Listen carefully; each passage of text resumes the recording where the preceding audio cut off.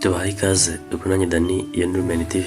Hari abakunda kwibaza ku myambaro y'abapadiri muri Kiliziya Gatolika, ibisobanuro by'amabara yayo, igihe yambarirwa ndetse n'ibirango yiriho. Tugiye kwifashisha inyandiko Kigali Today yagiranye na Padiri Nkundimana Theophile ushinzwe ibya liturujia muri Archdiocese ya Kigali, nubwo yabitanze bisobanuro mu buryo burambuye. Duhere ku ibara ry'umweru. Padiri Nkundimana yasobanuye ko umweru muri liturujia ya Kiliziya Gatolika ari ibara ry'umunsi mukuru, rigasobanura ibyishimo. Rikoreshwa ku minsi mikuru ikomeye nka Noheli cyangwa Pasika, hamwe no ku minsi y'abatagatifu bakomeye. Tujye ku ibara ry'icyatsi. Icyatsi ni ibara risobanura ubuzima bw'Imana mu bantu, rigakoreshwa mu bihe bisanzwe bya liturujia. Tujye ku ibara rizwi nka mauve cyangwa se violet. Ni ibara rigaragaza icyizere, rikaba ibara ryo kwihana no kwisubiraho, ikanagaragaza agahinda kuje icyizere. Padiri Nkundimana yasobanuye ko iryo bara rikoreshwa mu gihe cya Advent, mu gihe kibanziriza umunsi mukuru wa Noheli. Ni ibara riranga kwitoza gutegereza amaza Nyagasani. Iryo bara kandi rikoreshwa mu gisibo cy'iminsi 50 abakristo bitegura Pasika, rigaragaza kwihana no kwicuza. Ni ibara kandi rikoreshwa mu misa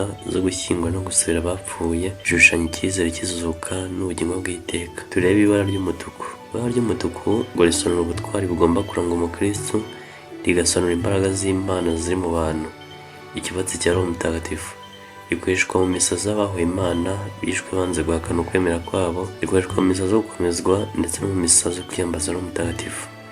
Padiri Nkundimana Theophile yasobanuye ko hari n'andi mabara akoreshwa gakeya muri liturujia ya Kiliziya, ariko nayo akaba ari amabara yemewe ndetse afite ibisobanuro byayo.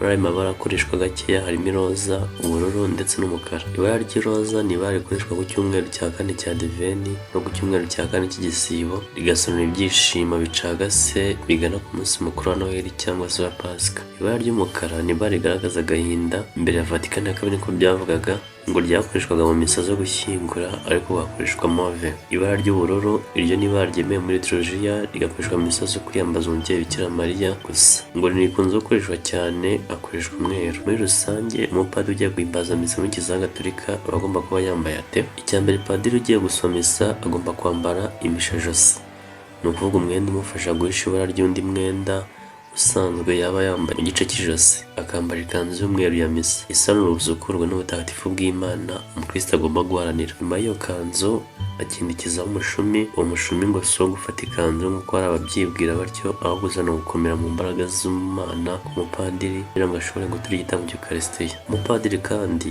agomba kwambara indangabubasha, umwenda wambarwa hejuru y'igishura, umanuka ku ntugu ugatendera ku gituza kugera hasi, udakora ku butaka. Padiri Nkundimana avuga ko indangabubasha ari ikimenyetso cy'ububasha umupadiri aba yarahawe bwo guhagarara imbere y'ikoraniro agakora umurimo mutagatifu mu cyimbo cya Yezu Kristo. Ikindi kandi kirazira ko umupadiri yajya gusoma misa atambaye iyo ndangabubasha. Hari kandi igishura cya misa. Igishura ngo gisobanura ko Imana ifite icyicaro mu ikoraniro, kandi amabara y'igishura niyo ahinduka bijyanye n'igihe cya liturujia Kiliziya irimo, kuko ikanzu ya misa yo igomba kuba ari umweru, ntabwo ihindura ibara. Ibindi biboneka ku myambaro y'abapadiri ni ibimenyetso by'ukwemera, harimo ifi yibutsa amabonekerwa Yezu yakoreye abigishwa amaze kuzuka akabera ku kiyaga cya Tiberiyadi. Ifi kandi ngo yakoreshwaga mu gihe cyo gutotezwa kw'abakristo, igihe abakristo bashushanyaga ifi ku butaka, maze icyo kimenyetso kikabafasha kumenya aho bahurira bagasengera hamwe mu bwihisho cyangwa mu buvumo. Hari kandi amagambo Alpha na Omega bisobanura ko Imana ari intangiriro ikaba n'iherezo ry'ibiriho byose. Hari ikindi kimenyetso cyo kwemera kigizwe n'inyuguti ya P